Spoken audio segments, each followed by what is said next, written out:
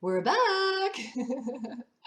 We wanted to make another video. I'm here. This is Shop Talk with Andrea Brock, or whatever we call it.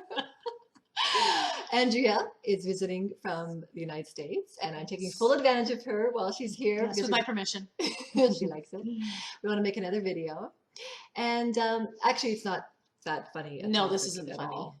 It's very serious. It's really the main reason why both of us want to speak out about the It Jehovah's is. Witness organization is to do with the pedophile situation. Yes. And I know they always say, or they have been saying, that it's a lie, but if you just look barely beneath the surface, you will see everywhere that it actually is true. And the thing that's really weird about it is that, you know, both of us were brought up in the organization, lived many, many years within it.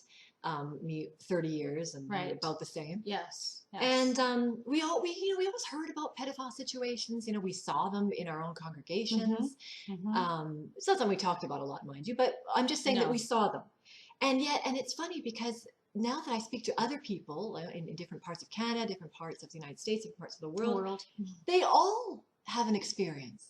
And this is what's so great about social media is you think that it's an isolated incident. You're always made to that's feel, what I always did too. Oh, it's just your hall. Oh, you got a problem. Jehovah's Spirit's not upon you anymore in your in your congregation. There's a problem. Until we deal with this, it's going to be fine after that. Right. And you're made to feel that that's the case. But now that you go on social media and you talk to people, and you personally talk, these are people I really know now. They've become friends of mine. Yeah. Some of them I've always known, and they say, "Oh yeah, I was molested," and I'm like, "Really?" I know. You get shocked. Yeah. You just remind me of another story now, but It's such a big problem. We feel like we have to warn people. Right. I personally found like this it's one of the reasons that I left the organization, but I no longer in good conscience, I could no longer go to people's doors and talk about this wonderful spiritual paradise that we were in. I couldn't in conscience try to draw people into an organization that I felt they could be in danger and their children would be in danger in. I couldn't do it anymore. No, exactly, because you're made to feel that when you're in the Kingdom Hall, it's a safe haven. Right? Yes. You're with your brothers. Yes, they always stripped safe. off the old personality, you know. They the put on safest place on earth. Watch out for worldly people. Yeah, you're made to feel that you can drop your guard. And people do let their guard down. That's the scary Understandably, thing. You know, Brother Elder wants to take your 12-year-old boy on a fishing trip. Maybe you don't, maybe he's a fatherless boy, you know, the husband passed away or whatever. And you think, oh, what a great thing. He's an elder. He's a great speaker. He's a trusted individual. Sure, take him. Yes.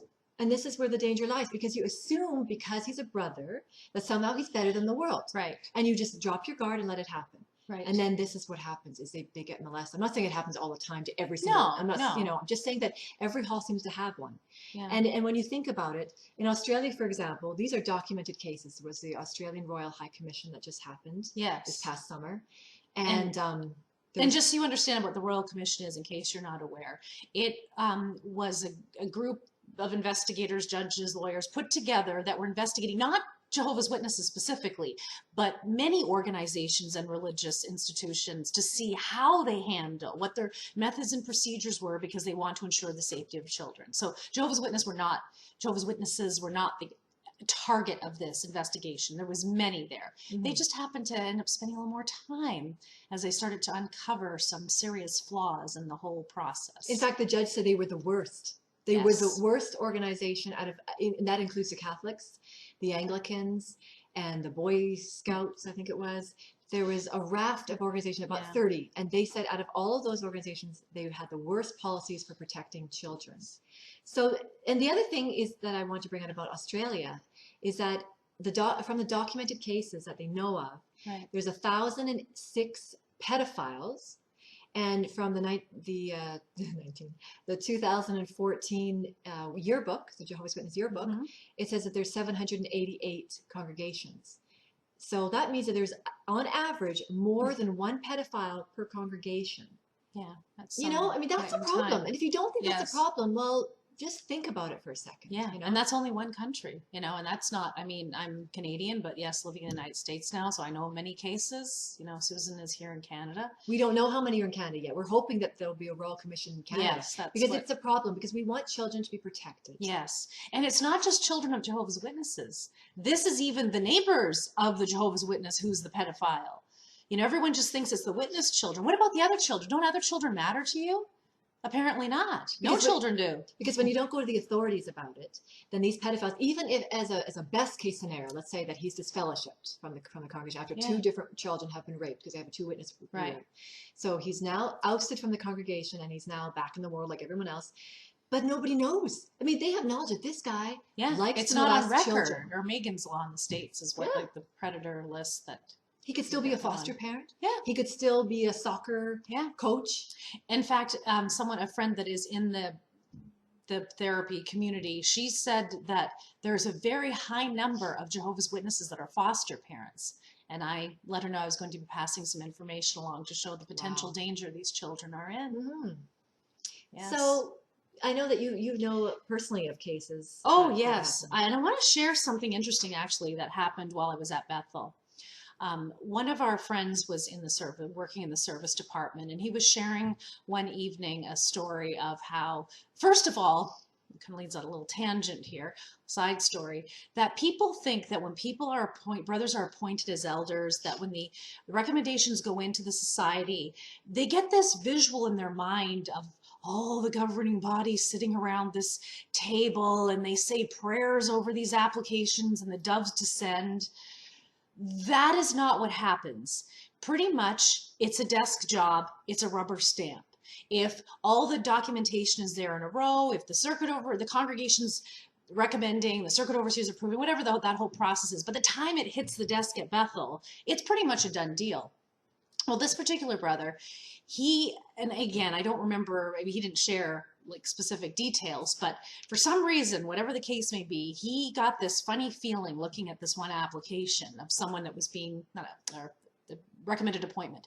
He got this funny feeling. So he did some further research and found out that this brother being recommended for being appointed as an elder was a pedophile. He'd molested children.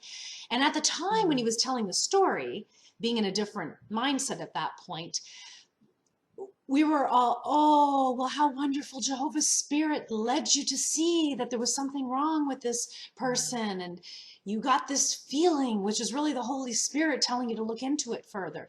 Well, first of all, I don't know what it was specifically that drew it. That could have just been common sense that things 1 and 1 were not equaling 2 at this point. But in any event, I now look at it differently. Now I'm asking the question, how on earth did he get to the point of being recommended? That means that local body of elders didn't know that he'd molested or done something in another congregation. Why was that? Or didn't think it was a problem. Either way, it's a huge ordeal. They're showing a huge, huge flaw in the procedures, no matter what, no matter how you look at it. And over the years, different things. And like Susan said, sometimes we didn't find out things till later on. Like even some things I've just found out recently from people that I knew for years that just never shared things. I mean, this is a huge problem. I remember one congregation I was in, and again, I'm not getting into names of things and whatever. That's because it's not the point at this stage. That's, we'll let the law take care of it. But one congregation I was in, I found out that this girl who was 12 years old, her family that she was still friends with and hung out with them, but the father of her friend had fondled her, done something inappropriate. They were both reproved. Or yes, the dad and the 12-year-old girl, like she had done something to tantalize him. And especially knowing these people, it's just gross. Like she wasn't like that. Yeah, blame the victim again. And in fact, I think the brothers were feeling bad about it later, that there was something a little off in them thinking that to start with. I also, in part of my travel back and forth to Brooklyn, Bethel, actually, I ended up staying at a home of some other friends. And I believe they had been at the farm once, this couple that we had stayed with. And I actually don't even remember all their names, but basically here was the gist of it. The wife was very, very upset. And what had happened was her husband's father was the presiding overseer. Her husband was also an elder in a congregation. The presiding overseer father had sexually molested or raped, whatever, doesn't matter. It's all sick. His own granddaughters, and I believe a neighbor child as well. And his own son was trying to get him removed as an elder appropriately, and that he should have been in trouble for it. I don't know if the police had been called. I don't remember any of that. But the other elder, the rest of the elder body were blocking it and still wanted him as presiding overseer in the congregation. So I mean, I don't need to say any more than that. How horrible is that? Because you see, they know there's a problem, okay? Oh, yeah. So if they have children, they don't have to worry about their children getting molested. But the thing is, they don't want anyone else to know. Yeah. Because that's causing divisions. If you have a child that is molested, you would think, I want to warn people, right? Because this guy, you can't watch them 24/7. I know they like to and think, how could you watching not? How could you not warn other people? That's what I don't get. It's causing divisions. Yeah. We know people that got disfellowship for that. The mother, she wanted to warn that there was a pedophile in the congregation. She got disfellowshipped for it, for warning. Now, what's sick and sad about it is, I'm sure all the elders' kids are pretty safe because they all know what's going on. So they protect their family. But like you said before, they can't watch them 24/7. And they're not, elders are not trained professionals. They are not therapists. They aren't police. They're not doctors. Well, actually, I knew an elder who was a doctor once, but whatever. But typically, that is not their field. You need professionals taking care of this. This is beyond sinning. It is a crime that needs to be reported to the police. They don't do it that way. No. But it is. Yeah. Raping and when somebody they is a crime. where it's mandatory reporting, we do it.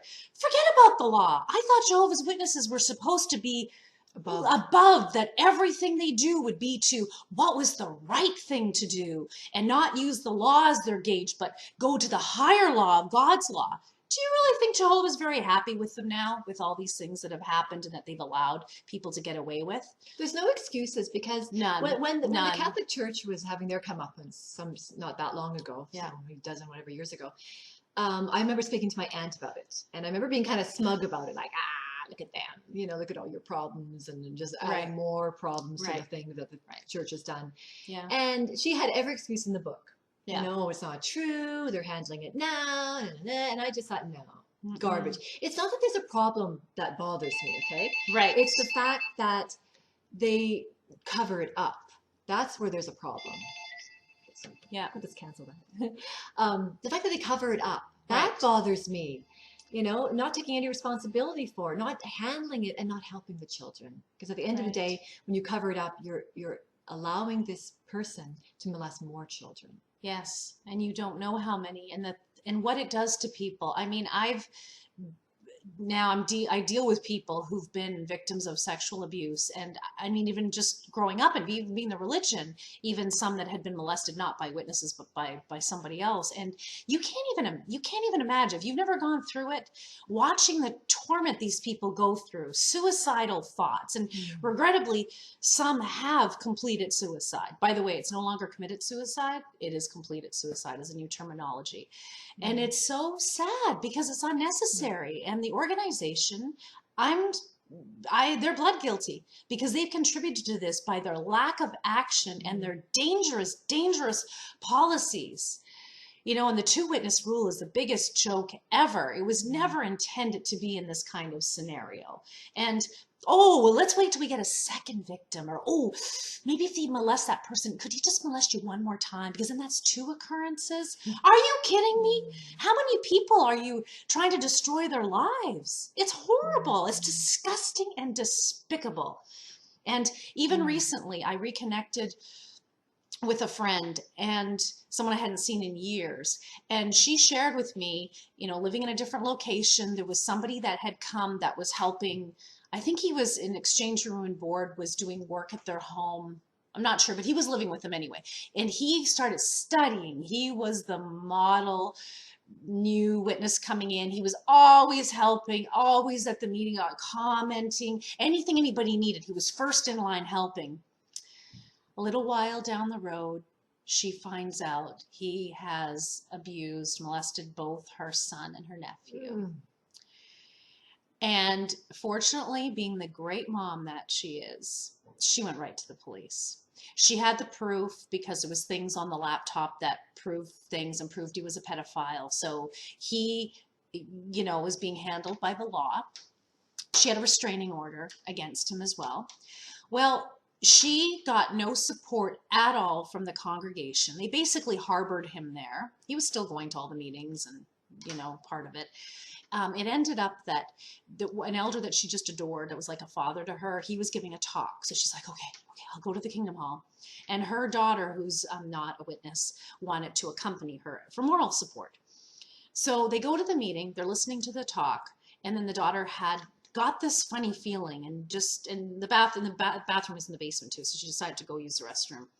So she goes downstairs, and that guy, the one that had molested her brother and her cousin, he was down there. They were hiding him downstairs in the well, because they knew she was there. Yeah, because they knew she was there. Instead of warning her and letting her know and helping with the restraining order, which, as my mother had said to me, well, they can't be responsible for enforcing restraining orders. And I thought, if your best friend was there and you knew there was something going on, wouldn't you do, again, as a human being, as a person with a heart and a brain, would you not do what you could to help your friend to be supportive and protect them? Like, don't people just do that for each other? So yes, if the elders are going, if there's a policy from the society. When they set themselves up as judge, jury, and executioner, they should be willing to take all that responsibility that goes with it. You can't just say, oh, well, we'll handle this part. Oh, you're on your own for the rest.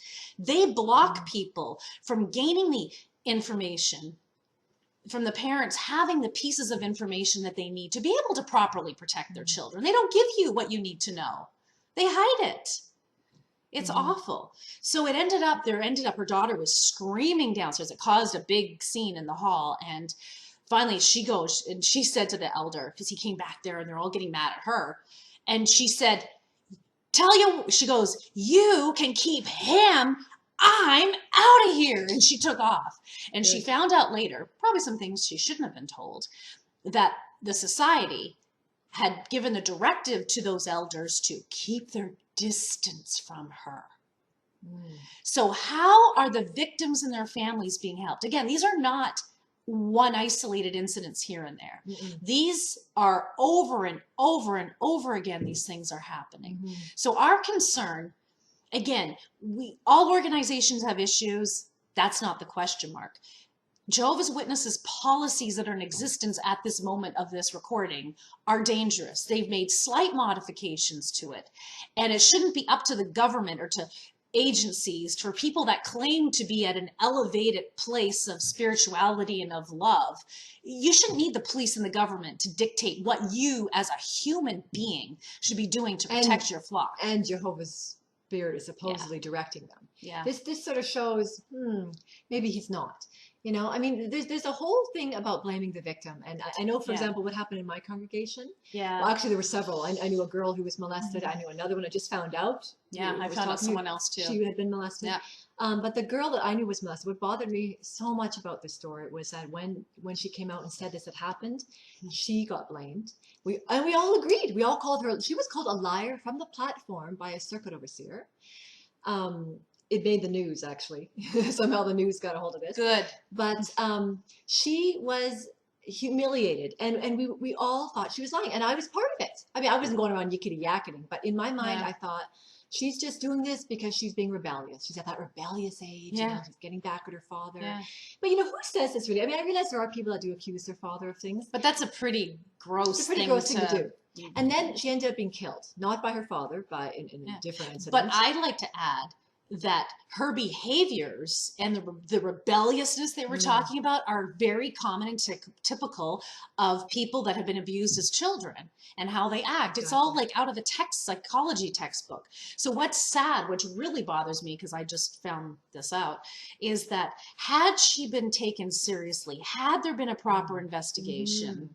Oh wait, did you finish saying the other part? Did I cut you off? No, go ahead. Her sister? Yeah, well, just that her sister ended, after she was killed, her sister made a claim that the father had also molested her. And that's when I was kind of like, there's your two witnesses, folks. Oh, you know, like I felt so bad for even thinking that she was lying and being rebellious. And then you find out that he probably was. Yeah. You know, but it was never looked into. So even though you never know what the outcomes would be, the fact is had she been taken seriously, had she been given the proper care and support, her lifestyle choices could very well have been different, that she wouldn't have been hanging out with the crowd she was in. She might still be alive today. So what you're seeing here is a newspaper article summarizing a high-profile case from last year in the United States, where the Watchtower was sued for covering up child abuse. The victim was awarded $13.5 million, And the judge called the watchtower's inaction and cover-up reprehensible and reckless. And they had asked for a number of documents. They were not given anything. They were not helping out with the case in any way, shape, or form. And they also had sent a subpoena to the longest member of the governing body at that time, I guess still is, Garrett Loesch, and he refused to appear. And what you're seeing now is an affidavit of his reasoning as to why he didn't feel he could provide any input for this case. And why was that? I'm curious to know. Well, this is a very disturbing document. And again, you can find this, you could get this from the courthouse in California. This is a legal document. There's a copy of it here. It's easily found.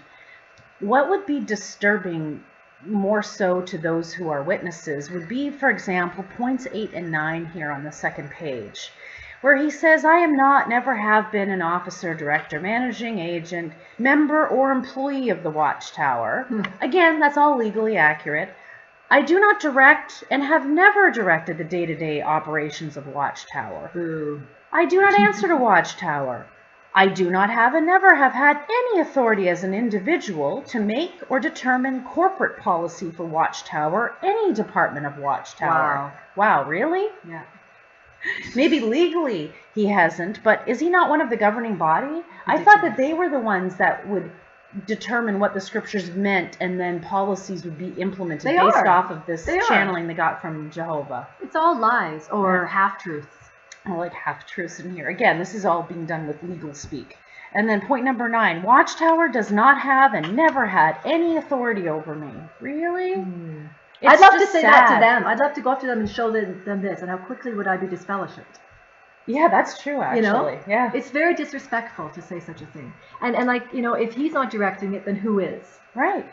So it's just amazing. And even Jeffrey Jackson appearing in Australia, a lot of his answers at times were, well, that's not my area. Or not my, well, who's doing it then? If it's not the governing body that are getting this, and they're not willing to stand behind what's being printed and dictated to the congregations, who are these mysterious people that are actually running the organization? Typical of men to just slough it off on others, but these men claim to be the anointed. Yeah, you expect more out of them, and they say that there's more coming from them. So where is it then? In fact, the reason the judgment was so high was because of the refusal and of him to show up and the no cooperation. And what also is greatly disturbing and saddening about that is that here, brothers and sisters internationally, with limited education, because that's what we're told, limited education, struggling, and also because they're trying to spend so much time with kingdom pursuits, don't have much money. Therefore, all your hard-earned donation dollars, this is where it's going to. Had they just done the right thing, protected children, implement the proper programs and procedures years ago when they knew this was a problem, they wouldn't be facing these lawsuits today, and your donation dollars wouldn't be going for legal expenses. And children wouldn't continue to be molested, because one thing I read when I read that article that I referred to at the beginning is that there were 6 other children who also ended up suing the Watchtower because they were abused by this same man who had abused the person in this case that we're talking about. But they'd all settled out of court, and they had gag orders on them, or they'd signed a non-disclosure agreement, so they weren't able to speak out about it. So when I was a Jehovah's Witness, I would hear the odd rumbling, oh, well, yeah, there's, you know, people would say there's child molesters within your organization, and I'd always deny it, because I'd say if there were, we'd hear about it. Well, now I know. I mean, imagine yourself, you're been abused by somebody within the congregation. You go to the elders, they say, well, we need a second witness. We can't do anything about it until we do, so it's your word against his. So you're upset. You're still attending the meeting, and there's that man who molested you. So you end up going to the police, and you try to sue the organization, because that's the next step, is to try to get this guy in prison now, so he can stop what he's doing. And then you find that you're up against a multi-billion-dollar organization, and they're pretty good about threatening you to make you feel that you're going to exhaust all your money fighting this person, and you're not even going to win. So most of these cases, you never hear about them. Why? Because there's gag orders on them. They settle out of court, and you never hear about them. So our main goal in creating this video is to get the word out that there is a problem. I mean, Andrea and I are doing our very best, you know, to try to get the word out that there is a problem. We want more than anything to protect children. It's so disturbing to me to think that people think they're safe in the Kingdom Hall, only to realize that there are predators there. No one is talking because they're not allowed to talk. And if they do, they become victimized for speaking out, causing divisions. They get disfellowshipped and again are silenced, because once you're disfellowshipped, you're silenced. And the fact is, the organization wants this to die down, but it's not. Yeah, this issue is not local. This is an international issue, because these policies and directives, procedures all come out of Brooklyn Bethel. They impact the entire world, all the branches. So we want you to be informed and aware that these are not isolated cases, and you are personally responsible and will be held accountable by the local law enforcement if you aid and abet and cover over and don't report these things. And the law aside, don't you want to help children? Don't you care about them? Don't you want to protect them and make sure they're healthy and happy and grow up to lead productive lives and aren't damaged beyond recognition? So please do your part, whatever it takes in your area, whatever method you need to use, obviously legally and safely, to help people to see that this is a danger. And what we want is just for the policies to change. Mm-hmm. What the beliefs are is irrelevant. Yeah. It's not okay that children are victimized. Those policies absolutely need to change. So please do your part. Thank you. Thank you so much for listening. And we'll be in touch, and we'll talk to you again at a future time. Thank you. Bye-bye. Bye.